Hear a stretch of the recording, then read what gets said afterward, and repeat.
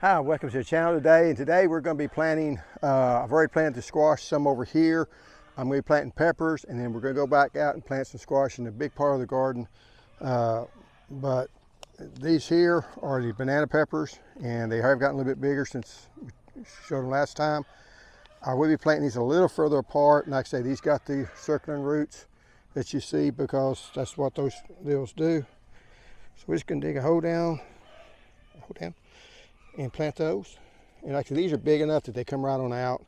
Like I said in the last video, I don't ever mess with the roots. I just plant them in, try to get about the same depth that they came in, or they were planted in.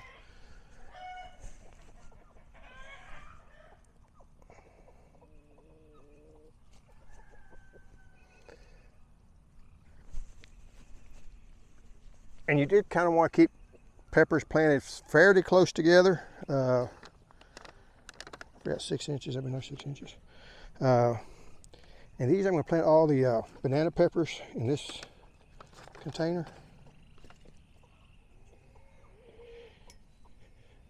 Like I say, it does have to take a long time. That's about, because you think they should be about right on this as far as spacing. I do think about 1 foot apart for peppers is a pretty good, spacing for them.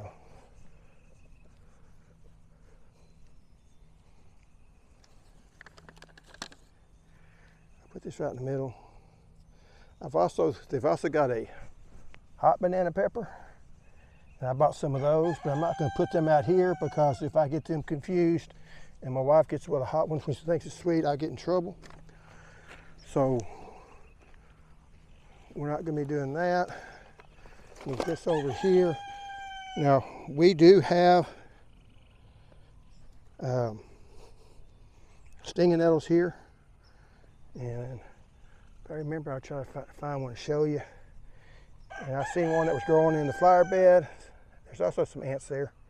It's going to cause a problem. And I thought it was a stinging nettle, so I pulled it up with my fingers, and it was a stinging nettle. I could tell when my finger went to hurting. So anyway, after I did, I thought, it wasn't very bright.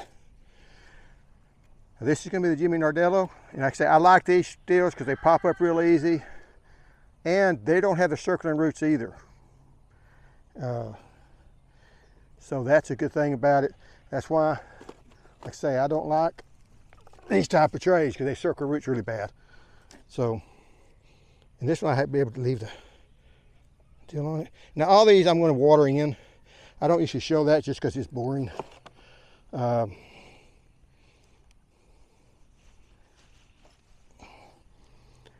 this is going to be Gypsy, which is a very productive pepper. And these are the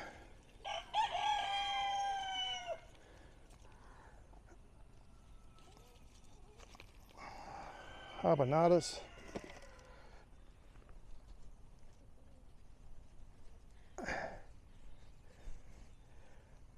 Or really, I think they're Rolay. They're actually called Rolay heatless habaneros.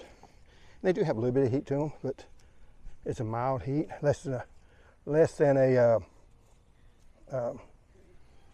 jalapeno. And then the next two we're going to be planting, oh yeah, my shishito peppers.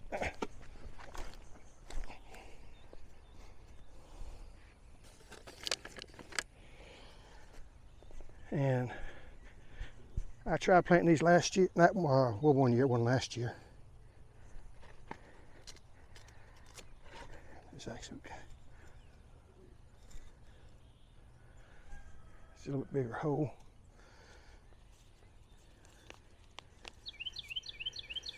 Sometimes you can turn them upside down. And again, these got the circling roots on them. I don't like, but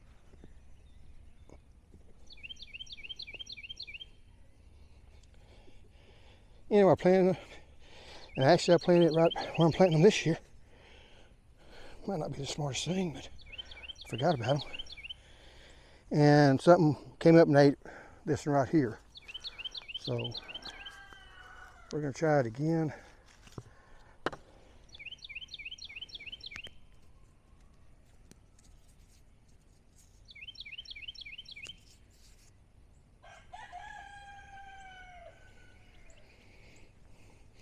And that's that for the peppers on this stage. I might plant one more over there. But next we're going to go over and plant some squash over in the main garden.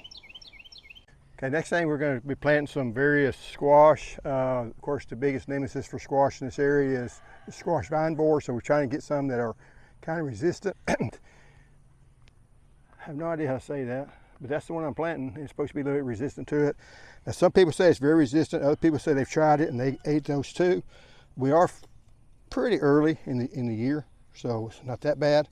You know, I guess you ought to be out watching for them, but anyway, these trays, just pop them up like that. You'll pull the roots up. I'm not going to plant these together, though I probably should. Don't know.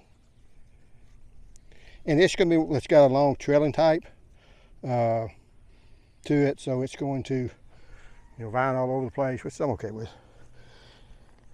Next one we're going to be planting, I'm just dropping back to give it a little bit of space. Plant the next one. I'm also on this road going to be planting watermelons. They're not quite ready yet, so they'll be coming up later. Here I'm going to be planting the 8-ball. That's supposed to say 8. So we'll plant it in the ground. I got 2 of them side by side. I'm going to leave them together. Don't know if that's good or bad, but I'm going to leave them together. Normally, if it's a tomato plant, sometimes I leave them together. If it's a pepper plant, I almost always take them out. So, and then skip down a little further, about 3 foot. And these are could probably wait to plant them.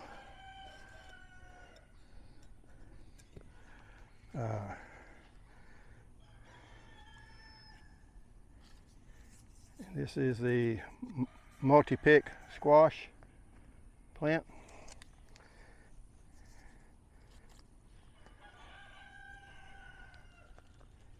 Yeah, this could probably use a little bit of, don't have a whole lot of roots to it. We'll set her in here and hopefully she'll make it just fine. If not, we'll blame somebody else. I'm not going to put those 2 in yet. But I think we're far enough away that I'm going to put the next one is going to be the other Trimbuchi or whatever that one is. We'll get it planted. And I do like this soil. I was having to help somebody yesterday in some of the clay soils and earlier this week. 2 different people. And I hate clay soils. They're just a pain to work with. And this sandy loam just, you know, we had probably 2-3 inch rain last night. I can work out today fine. That's how you can tell it's a sandy, probably actually maybe a sand, because we're not, if you can rib it out like that and it breaks off, it's probably instead of a sandy loam, maybe a loamy sand. But anyway, I'm not going to get into too much of that because most people don't care that much about soil science. And like I say, I still got 3 more that's going to be okay, but that'll happen later on. Next, let's go take a look over at the potatoes. I know it hadn't been that long since we looked at the potatoes, but so you get an idea. I did put out a little bit more fertilizer on them, but they're looking good. I did not get around to, I did weed the top beds of them pretty good, but then we got rain right after it, so some of those didn't actually kill them. But I will run the wheel hoe down the main aisles of them and get that cleaned off. Later today, I'm going to be trying to plant, or tomorrow probably, plant the beans here. I waited till after the rain because I did not want them to get too wet.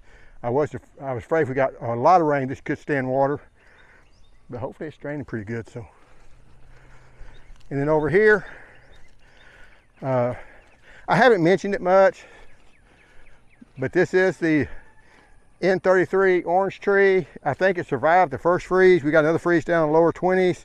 I didn't cover it up that time, and I think it finished taking it out. we'll see. It was on trifoliate rootstock, but navel oranges just aren't very winter hardy. I like it in the fact it didn't grow really big. I do have one that's in a container, and I think that's the best way to do those. It's a container tree for down here.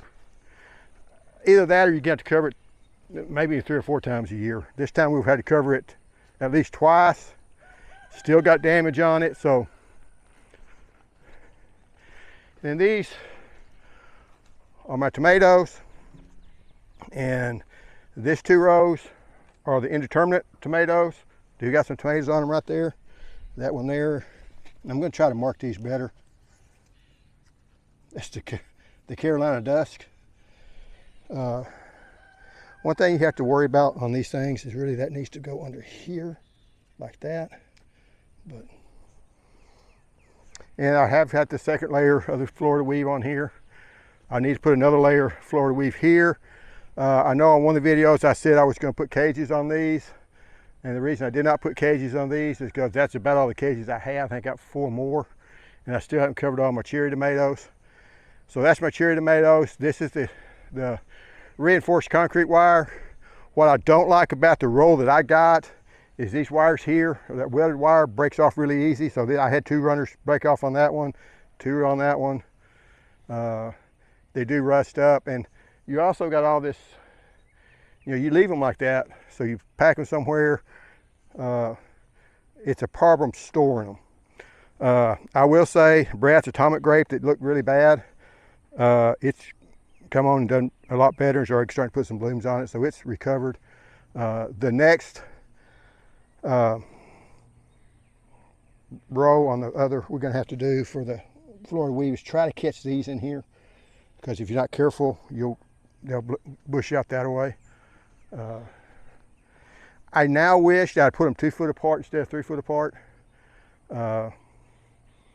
Cage wise, 3 foot apart is great because I can still get around them somewhat. Now you do want to, like one like this, you want to put him up so where he's hopefully will continue to grow up. That's Torringine, it's kind of a smaller one. And anyway, that's those there. I do got the grapevine growing here. Those blooms are wild dewberries that probably the chickens or birds or something will get. Hopefully chickens won't get them. And like I say, these need another wire really bad, so I'll be putting those up today. We kind of talked about it, and then we did, and then we should have. But they grow a lot once you get a rainfall. And like I say, this is the Invincible, and they're already putting on. So, but I'll get those straightened back up. It's really bad because you don't want them laying over like that, touching the ground, because you do get diseases worse. So, I was hoping they'd be like this, and then I come by today and put it in. But sometimes you just run out of time. We only have so much time, and I didn't even get all my cages done. I did get the tree sprayed, and that was good. And I don't know if I showed them that much when I was spraying the trees.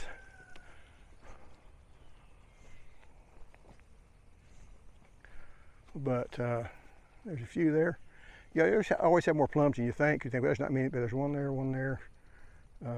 There's one here. There's 2 there. And as you go further in, there's more. So there's a lot of them. You're starting to see some damage. I'm not sure if that's the plum cucullio. These do seem to get, I don't know if it's birds pecking them or just some bugs pecking them. I don't think it's the worms though. It doesn't have that classic crescent moon on it. And then it got some smaller ones. Small ones on this one. So the plums, plums I got a shot at getting a good crop out of. This is Chickasaw. It doesn't put on many yet. It is a year younger, or 2 years younger than that tree's over there. I've let it get too big also. And then over here, just to show you these, this is Miho. And it had the same, I didn't cover these the second time either, and it did just fine. It looks good. And then over here is the Zishin or whatever, as one gives to the next. One day I'm going to remember how to say it. The other one, Mr. Mac, it's looking good. didn't receive that much damage. I thought it might kill all the top part off, but it survived it. And that kind of what that tells me is it would have survived it anyway. So it is a better hardy. We got down to 13 degrees. So if you get them up pretty good size, you know, you do got a pretty good chance of them surviving on it.